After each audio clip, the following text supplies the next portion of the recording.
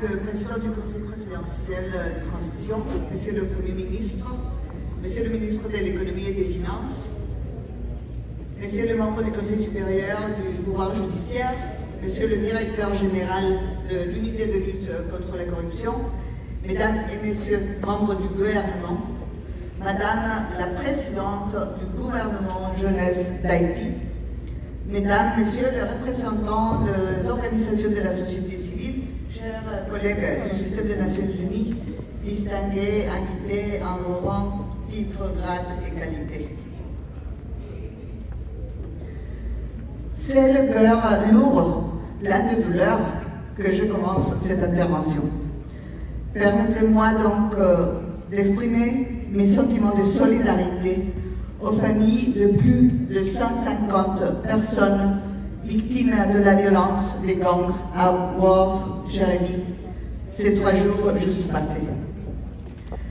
Je réfléchis à ces terribles événements et je me dis, la pauvreté, les manques d'accès aux opportunités, à la santé, à l'éducation, l'impunité et les manques de défense ne sont-ils pas à la base des effets? La corruption n'est-elle pas aussi sa cause? Excusez-moi de mes digressions. C'est bien évidemment pour moi un honneur de prendre la parole en ce jour consacré à la lutte contre la corruption. Le thème de cette journée, s'unir avec la jeunesse contre la corruption, façonner l'intégrité de demain, résonne particulièrement fort dans un contexte où les jeunes portent l'espoir à un avenir meilleur et plus équitable pour Haïti. La corruption demeure l'un des obstacles majeurs au progrès social et économique. Elle détruit la confiance dans les institutions, compromet l'accès équitable aux services essentiels et perpétue les inégalités. Pourtant, la jeunesse représente une force transformatrice capable de briser ce cercle vicieux. Les jeunes ne sont pas seulement notre avenir, ils sont notre présent. Investir dans leur potentiel aujourd'hui, c'est investir dans des sociétés justes et inclusives demain. Aujourd'hui, les jeunes sont au cœur des défis mondiaux, qu'il s'agisse de la lutte contre les inégalités sociales, de la défense des droits humains, de la transition énergétique ou des mouvements pour une gouvernance plus inclusive et transparente. Leur mission novatrice et leur capacité à remettre en question les normes établies ouvrent la voie à des solutions concrètes et durables. En soutenant les jeunes, en leur offrant des opportunités d'apprentissage, de leadership et de participation active, nous créons les conditions nécessaires pour des sociétés où la justice, l'égalité et la durabilité ne sont pas des aspirations lointaines, mais des réalités vécues au quotidien. De même, en intégrant les jeunes dans les processus décisionnels, nous ne faisons pas que préparer l'avenir, mais nous transformons activement le présent. Leur contribution, aussi bien dans les domaines politiques et économiques que dans l'innovation sociale et la construction de la paix, est essentielle pour bâtir des sociétés plus préparées face aux crises mondiales.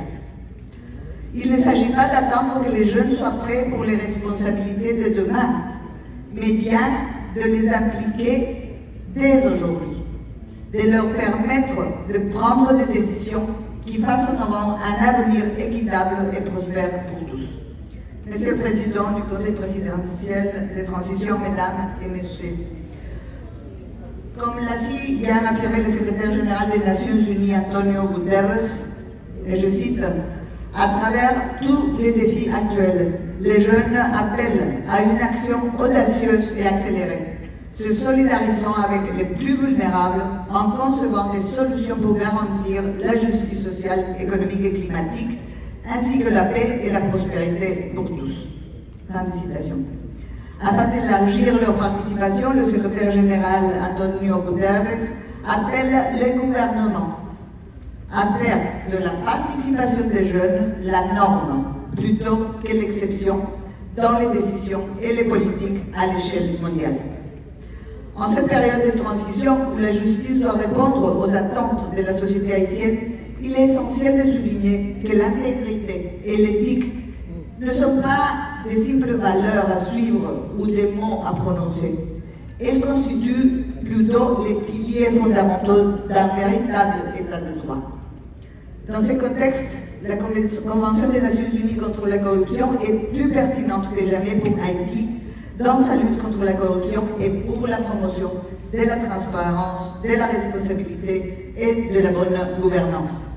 En tant que cadre juridique international le plus complet pour lutter contre la corruption, cette convention fournit aux États parties, y compris Haïti, des lignes directrices pour la prévention et la criminalisation de la corruption, la coopération internationale et la récupération des avoirs mal acquis.